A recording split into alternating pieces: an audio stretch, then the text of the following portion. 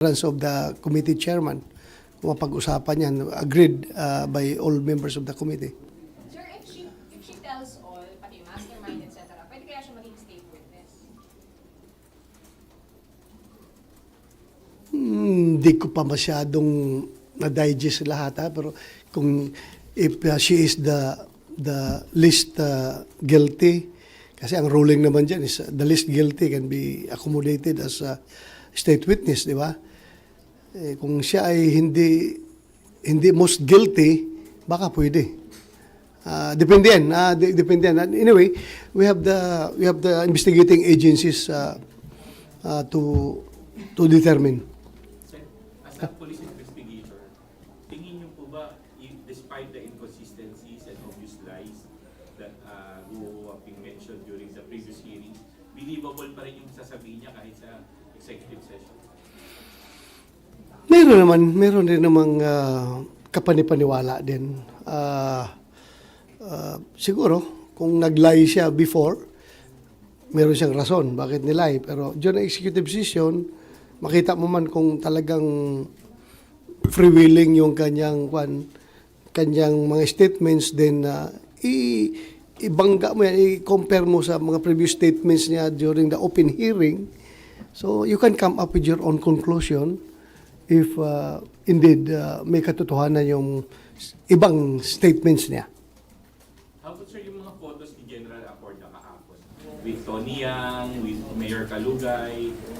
Tingin niyo sir, incriminating ba yung mga pictures na yan?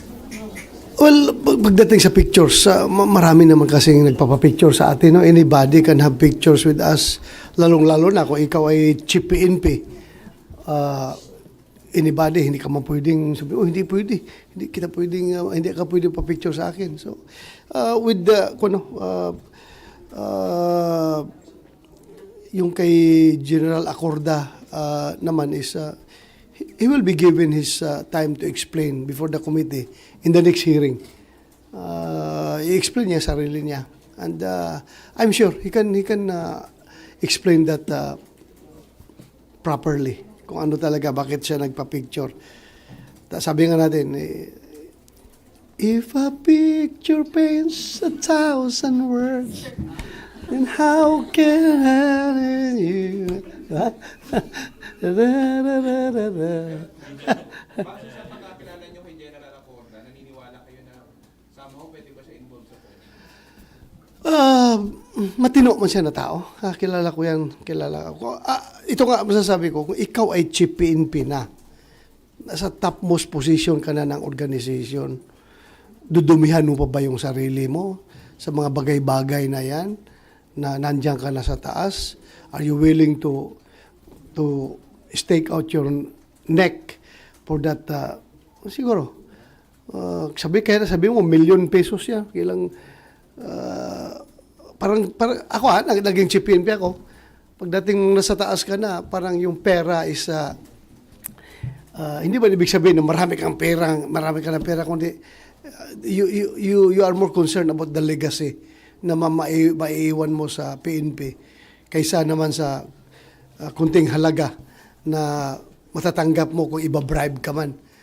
Kaya nga very strict ako noon nung ako nag-chief PNP, huwag kayong tumanggap ng mga bribe money from illegal gambling, lalong na from illegal drugs. Dahil ako, hindi talaga ako tumatanggap, mamalasing kayo sa akin pag tatanggap kayo. Legacy mo yan na maiiwan being the head of that agency. So hindi ko naman pinangunahan, dipinsahan si General Acorda, pero as I've said, you can be incriminated through pictures. But then again, as a public official, public servant, ang daming magpapapicture sa'yo. Ang dami talagang magpapapicture.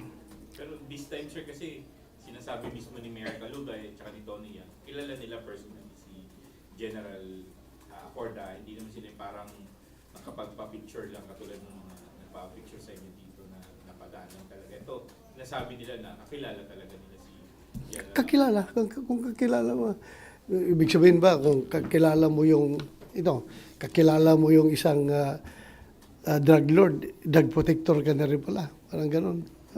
So we have to wait for his explanation. Hintayin natin kung anong explanation niya. Sir, kasi di ba nasa intelligence dati si Acorda? So, nakikita niyo ba possibility na baka parang somehow part din ng trabaho niyo yun? Bakit at that time, ano bang illegal na ginagawa ng mga tao niya nagpa-picture sa kanya? Kung pugo ang pag-uusapan, legal man ang pugo. Di ba? Dumaan man yan sa PAGCOR. Regulated by PAGCOR ba yung pugo? I don't know kung paano natin ma-explain yan. So, hintayin na lang natin yung explanation niya. So, pero hindi na pag-usapan among the chiefs kahapon or kagabi yung picture na yun, mga pictures na yun. Yan, ewan ko kung dapat ko i-share sa inyo. Private na conversation na namin yun eh. Tayo lang ha, huwag kang maingay ha. Huwag kang maingay. Oo, kunti lang naman tayo dito, di ba? And, General Acorda gave us the assurance, yung members of the Council of Chiefs na wala siyang ginagawang masama. Yun lang sabi niya. Wala siyang ginagawang masama. At hindi siya yung chief PNP na tinutukoy. Dahil nga, pinawalang bisa naman din ng source of information, di ba? Si General Villanueva mismo. So sabi niya doon sa aming group chat na I'm not the one and I'm not doing bad. So yun lang ang explanation niya sa amin. Hintayin natin yung official explanation niya sa committee. Sir, so parang ano yung parang initial na pulso reaction ng mga kagrupo nyo sa former chiefs of PNP? Medyo humupa na yung kanilang yung reaction nila. Yung kanilang violent reaction to that sweeping information, sweeping allegation.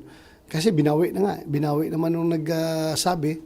So medyo humupa na yung kanilang alingas-ngas.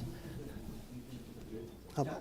Sen, sabi po ni Senator Risa Ontiveros, meron daw pong kinonfirm na crucial personality, si Go Waping or Alice Go, during the executive session. May we ask po if this is a Chinese national or high-ranking top government official? Filipino government official? Na magkuantay niyan, magbigay na ako sa iyo ng informasyon galing sa aming executive session. Pero sir, may Filipino po bang involved? Oh, yun din, no? The same question. Basta meron siyang sinabihang pangalan, meron siya sinabi po. Hindi natin pwedeng sabihin dito. Hintayin na lang natin kung madesisyonan ng committee na i-share sa inyo. In fact, hindi naman siguro, parang alam niyo eh. Parang nabanggit na ba during the hearing? Parang nabanggit na ata during the hearing yung pangalan niya. I'm not so sure kasi hindi naman ako nag-attend every hearing. Pa-jab-jab lang yung attendance ko sa hearing na yan eh. Hindi ako ganong nakatutok talaga, nakababa dyan. Sigurado ako nakababa dyan si Senator Win Gatchalian at saka si the chairman, Senator Risa. Silang dalawa nakatutok dyan. Sir, after the executive